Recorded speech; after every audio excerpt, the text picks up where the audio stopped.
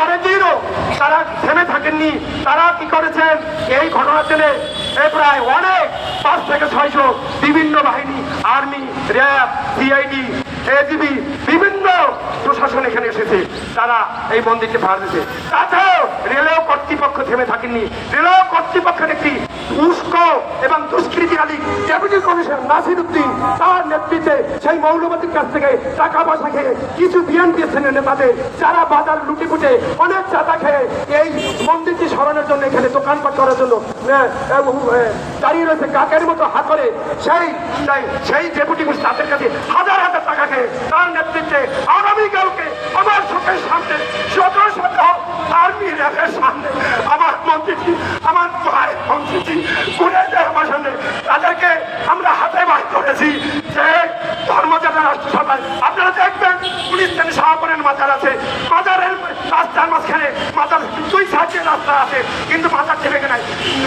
প্রতিমা মন্দির একটু নিরপেক্ষ একটি ধর্মের প্রতিষ্ঠান, সেই প্রতিষ্ঠান তারা শত শত নারীকে, আমাদের মন্দির পূজারী নারীকে, তাদের যারা শুয়েছিল তাদেরকে উপেক্ষা করে, তাদেরকে গালিবের ধাক্কাতে করে সেই মন্দিরটি বুলডোজার দিকে ঢুকিয়ে দিতে পারছে। মায়ের প্রতিমাগুলো বাড়িয়ে বাড়িয়ে তারা ফেলে দিছে।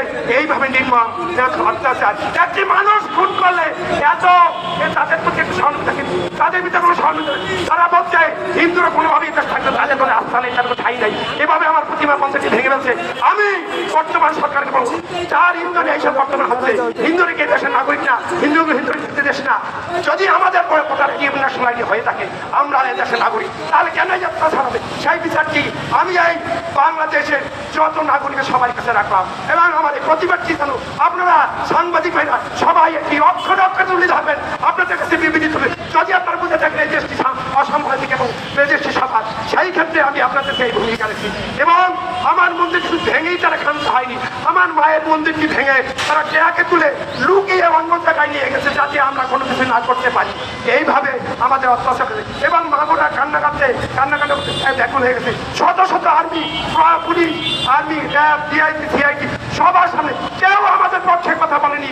অন্তত মন্দিরে মায়ের মন্দিরে ঘরটি থাক, তারাও বলছে ভাঙো ভাঙো ভাঙো। সেই দুষ্কৃতি নাসি এই যে রেলওয়ে কমিশন, তার আমি উপযুক্ত শাস্তি দাবি করছি, তার চাচ্ছি শাসন করছি। এবং পরিশেষে আমি বলবো, যারা এখানে আছেন আমার এই কথাটি মুখের মধ্যে শুনছে, তাদেরকে বিরত আমি যাতে আমার মায়ের মন্দিরটি ওই রেলও জায়গা থেকে পাচ্ছে সেই ব্যবস্থা আপনার করুন, এই প্রতিজ্ঞা।